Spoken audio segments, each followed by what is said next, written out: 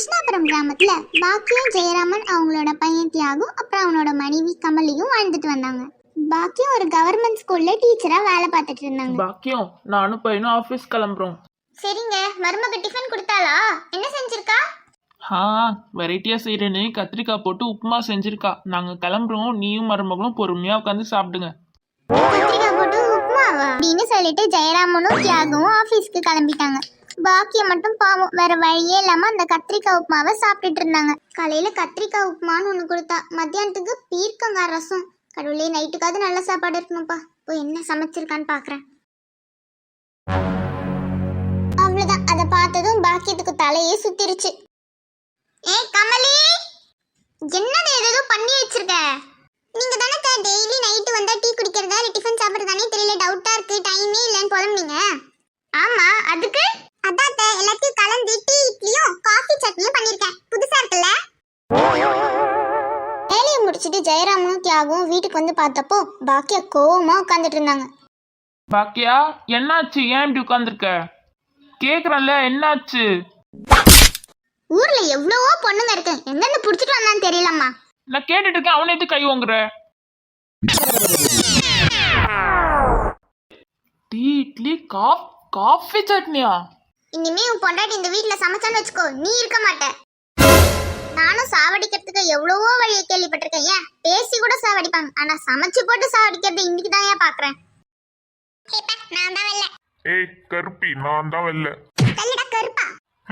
Soda புட்டி. என்னத்த பாருங்கம்மா, போய் கிளம்பு போ. கிளம்பியாச்சா?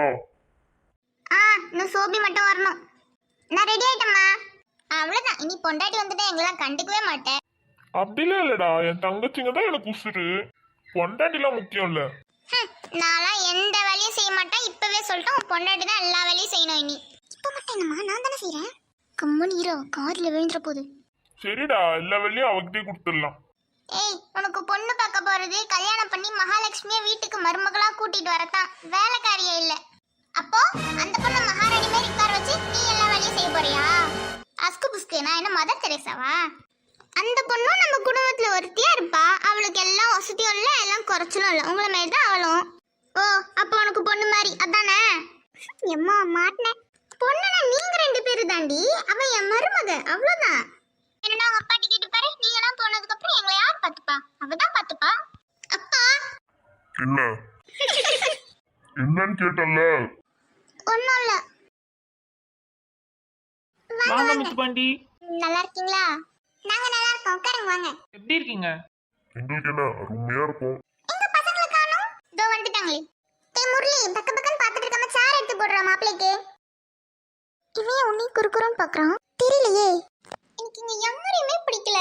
அங்க பாரு, அம்மான்ற ரூபத்துல ஒரு குட்டி சாத்தான், பக்கத்துல பல்லி மாதிரி ஒரு உருவம், முன்னாடி ஒருத்தன் குறுக்குறோன்னு பாத்துட்டு இருக்கான். ஏய் வள்ளி, ஏய் வள்ளி. என்னம்மா? அக்கா ரெடியா கூட்டிட்டு வா. அப்புறம் பொண்ணு என்ன பிடிச்சிருக்கா? அவ டாக்டர். உண்மையிலே அந்த பொண்ணு டாக்டர் பிடிச்சிருமாடி? தெரியலையே. படிக்கணும்னு ஆசைப்பட்டா, பட் முடியல, அதான் பிஃபார்ம் படிக்க வச்சிருக்கேன்.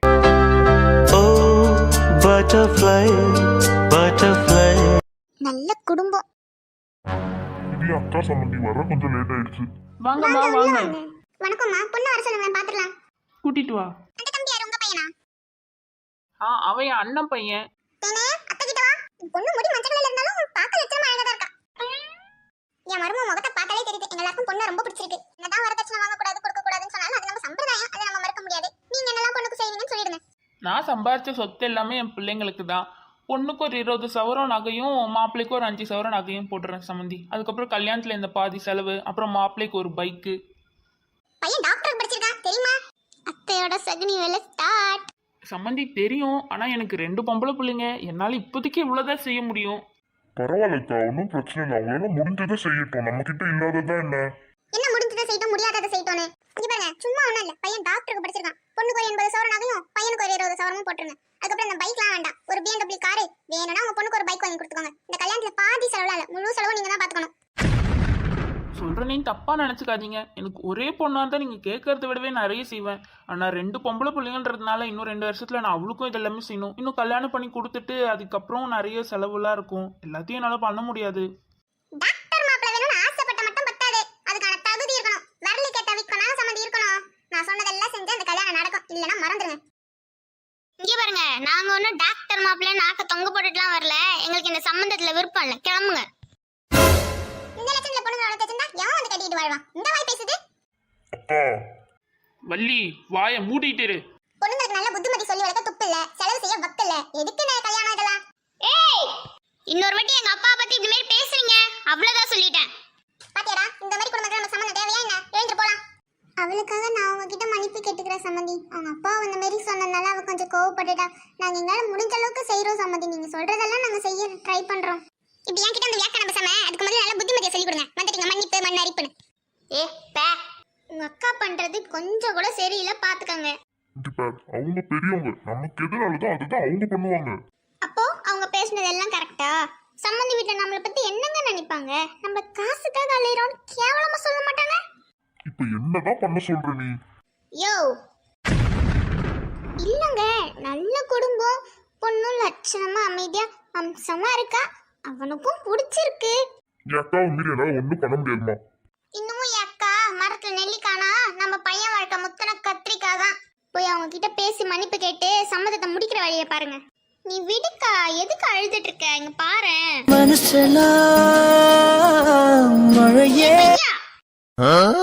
इधर देखो, हमारा सिस्टर इज क्राइंग है.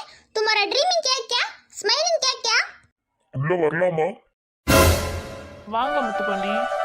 எனக்கு என்ன சொல்றதுன்னே தெரியல. என் அக்கா அந்த மாதிரி பேசுனதுக்கு நான் அவங்க கிட்ட மன்னிப்பு கேட்டுக்கிறேன். அவங்க பேசுறத வச்சு நீங்க எதுவும் தப்பா நினைக்க வேணாம். என் பசங்கன்னா அவங்களுக்கு கொல்ல பிரியும், அதனாலதான் அவங்க மேல இருக்க பாசத்துல அந்த மாதிரி பேசிட்டாங்க. பரவாயில்ல முத்துப்பாண்டி, நீங்க எவ்வளவு பெரிய மனுஷன்றது உங்க வார்த்தையிலே தெரியுது.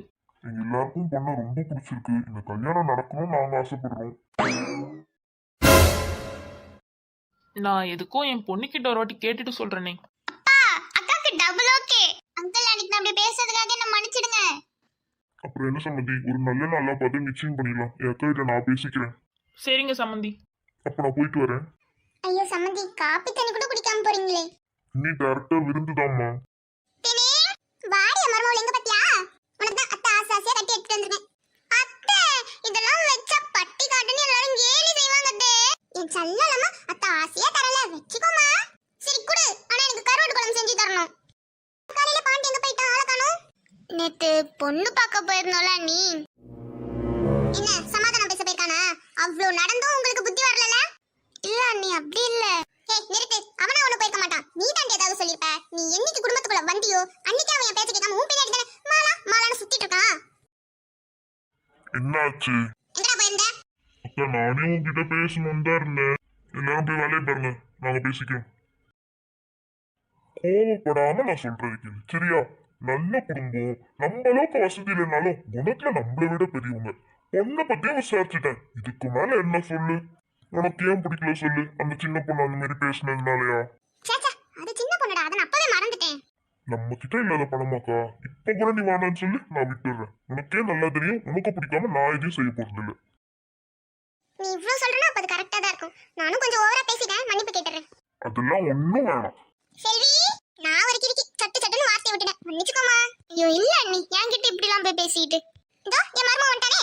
போயிட்டு வரேன்பா, டைம் ஆயிடுச்சு. வரமா, வரேன். சரிடா பாண்டி, நீ நிக்க போய் நாள் குறிச்சு எல்லா ஏற்பாடும் பண்ணிட்டு வீட்டுக்கு வந்துரு. உன் மருமகன் என்ன தேடிட்டு இருப்பான், நான் கிளம்புறேன். வீட்டுல சொல்லிட்டியா? ஆளே மூஞ்சி பத்தியா இருக்கு. என்னடா மச்சான் இது? நீ அமைதியா இரு, நான் பேசிக்கிறேன். அடிங்கோயாலேங்க, நான் திக்கு வேணுங்கறாங்க. என்னடா குசு குசுனே? அக்கா நாங்க இல்ல, நீங்க தான் குசு குசு. என்னது? அக்கா ஃப்ரெண்டுக்கா தெரியாம சொல்லிட்டான், சாரிக்கா. நீ எதுக்குடா சாரி சொல்ற? வந்து இடிச்சதும் இல்லாம இடத்த நார் இடிச்சது அவங்க. இது சரிப்பட்டு வராது, வா பேசாம பேசிக்கலாம் வா. அக்கா எனக்காக விட்டுருங்கக்கா. இந்த பர்றா அல்லாட்டி தவுற மாதிரிலாம் என்ன தவுற கூடாது, புரியுதா? ஓரமா குனின்னு கிளம்பு. ஓரமா நில்ற டுபுக்கு. என்னடா நடந்ததுங்க? யாருடா அது? டேய் அவங்கதான் குண்டாமேரி அக்கா. ஏரியா குழந்தைங்க கிட்ட இருந்து பிடிங்கிட்டு எங்கேயாச்சும் ஏதாவது வண்டி இருந்துச்சுன்னு வச்சுக்கோ, அவ்வளவுதான். அக்கா கையிலேருந்து தப்பிக்க முடியாது. எதுக்கு மட்டும் அவனாவது கேள்வி கேட்டான், அந்த முடிச்சுட்டு தான் மறுவேலை. அந்த அக்கா கிட்ட கொஞ்சம் ஜாக்கிரதையாவே இருந்துக்கோ. நீ புதுசுல போக போக எல்லாத்தையும் தெரிஞ்சுப்பா. எங்கடா போயிருந்த? அதை விட பூ கொடுத்தியா இல்லையா? அது எப்படி நான் கொடுக்காம இருப்பேன்? சும்மாவே என் மருமக அழகா இருப்பா. பூ வச்சு தான் தேனி எவ்வளவு அழகா இருந்தா தெரியுமா? தேனுக்கு மட்டும் தான் கொடுத்தியா? சோபிக்கு தரல? அந்த வாயடிக்கிற நான் எடுத்துட்டு போய் அந்த கனகாமரத்தை கொடுத்துருந்தா வச்சுக்கோ, என் மூஞ்சிலே தூக்கி அடிச்சிருப்பா. நீ வேற பூ பேசாம எடுத்துட்டு போக வேண்டியதானம்மா. வேணும்னா கொண்டு போய் குடுறா. நீயே சொல்லிட்டு நானே கொடுத்துக்கிறேன். எம்மா நான் போயிட்டு வரேம்மா. சரி சரி, எதுவும் மறக்கல, எல்லாம் எடுத்துக்கிட்டல. எடுத்துக்கிட்டேம்மா, பாய். தேவதை கதை கேட்ட போதெல்லாம் நிஜம் என்று நினைக்கவில்லை. நேரில் உன்னையே பார்த்த பின்புதான் நம்பிவிட்டேன், மறுக்கவில்லை. ஓய் டீச்சர். என்ன கையில பூலாம் யாருக்கு? உங்களுக்கு தான் டீச்சர். எனக்கெல்லாம் ஒண்ணு வேணாம். வாங்கி கலுசு. இல்ல இல்ல வேணாம். தம்பி 8 மணி பஸ் போயிடுச்சா? சொல்லுப்பா. போயிடுச்சு தாத்தா. ஹலோ சார், உங்க ஃபேமிலி டீடைல்ஸ் சொல்றீங்களா? கால் பண்ணி வர சொல்லணும். லூசா நீ? வீட்டில் தானே இருக்கிறேன். எந்த வீட்டுக்கு போக சொல்ற? இது ஒண்ணும் உங்க வீடு இல்ல சார், இது ஹாஸ்பிட்டல். ஆஸ்பத்திரியா? என்னாச்சு எனக்கு? யார் இன்னும் வந்தேன்னேங்க? போய் டாக்டர் இட்டுனா போ. ரோட்ல குடிச்சிட்டு விழுந்து கிடந்தீங்க. ஏதோ எங்க எம்டி நல்லவரா இருக்க போய் கூட்டிட்டு வந்து ட்ரீட்மெண்ட் பார்த்தாரு. ஒழுங்கா ஃபீஸை கட்டிட்டு போல, விஷ ஊசி போட்டுருவேன்.